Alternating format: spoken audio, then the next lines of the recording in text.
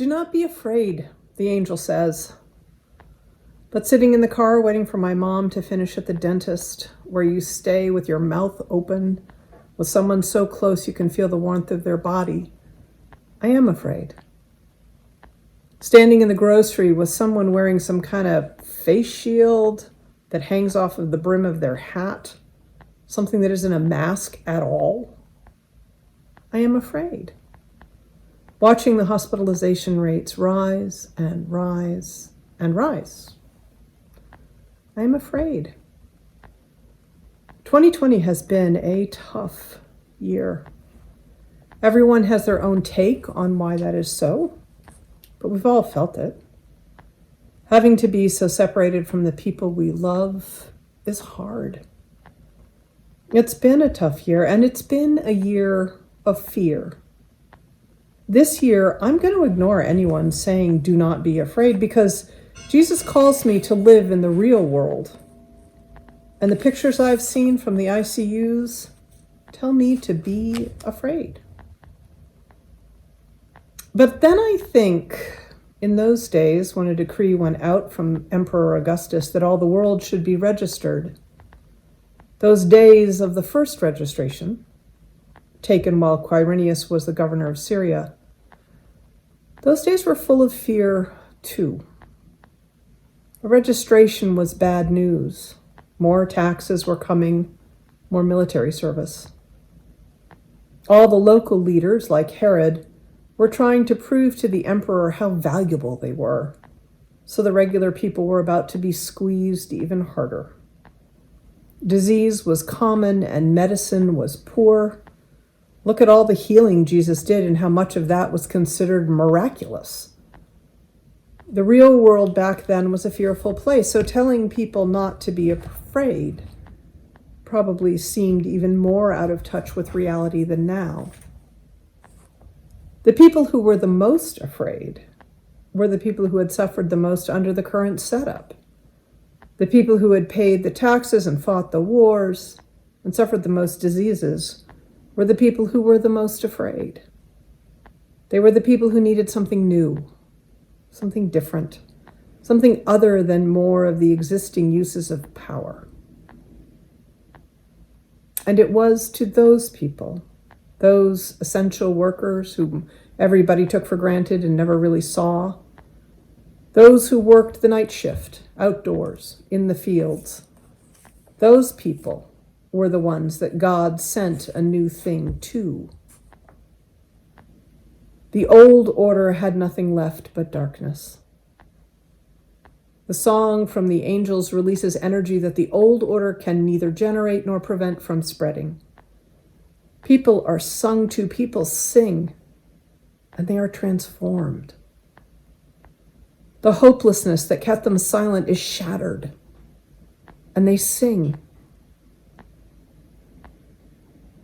They may not be able to explain the light or what it means or what they can see in the light. They may not be able to formulate a logical argument, present a soundbite that can be boiled down into a chyron that runs at the bottom of a cable news screen. But they feel the amazement, they feel the newness. And they return to their work, glorifying the God who interrupted the unbroken darkness of history. They return to their normal life, praising God, who created a new order for them, the people the old order had discarded as irrelevant. God told them, the little people, about the new king, the king that Rome did not anticipate and Herod could not stop, who would begin a new history, who would put an end to all the old royal histories that were leading nowhere but darkness. Back in those dark days when all the world should be registered, the angel appears and shares the message about not being afraid, about the good news of great joy, about the birth of the Messiah, the Lord. The night shines with God's glory, and suddenly there is a whole host of angels singing. But what I am touched by, reading this ancient story today, in our year of fear, is that the shepherds, even though they were terrified by the angel, they were also curious about the baby wrapped in bands of cloth lying in a manger. So maybe do not be afraid is not as much of a command to not be afraid in a year where fear is entirely appropriate, but to go ahead and be afraid. Just be other things as well. Be afraid and be compassionate. Be afraid and be creative. Be afraid and be outraged. Because the terrified shepherds decided to go to Bethlehem and see the thing that had taken place, no matter how frightened they were.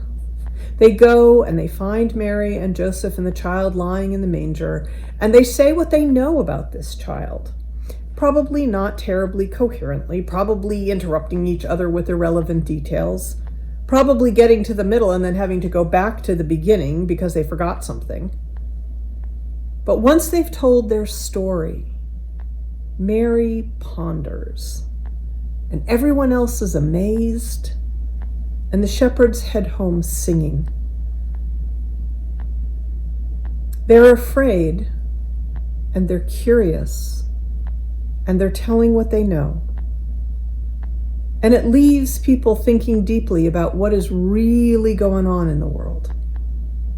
Amazed that such a new thing could be happening. And they're singing. I get that. Because singing is probably the only way to convey this thing that their fear and their curiosity allowed them to learn.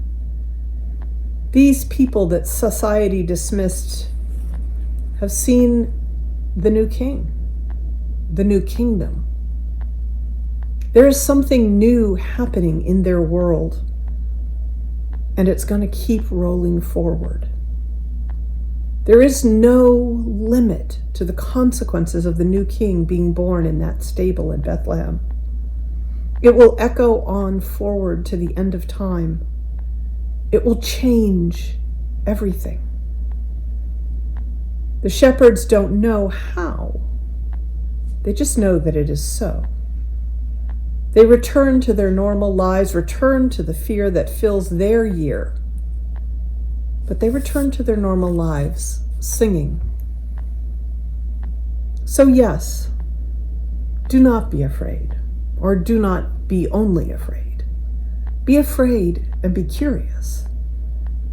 Come to the stable in Bethlehem and peek in the manger. See the new king, born for you, bringing the light that the darkness cannot overcome. Be afraid and curious, and come and see this new thing that will change the world forever. And go back into your normal life, maybe a little afraid, because we live in times of fear, but also singing of the hope that was born this night. Amen.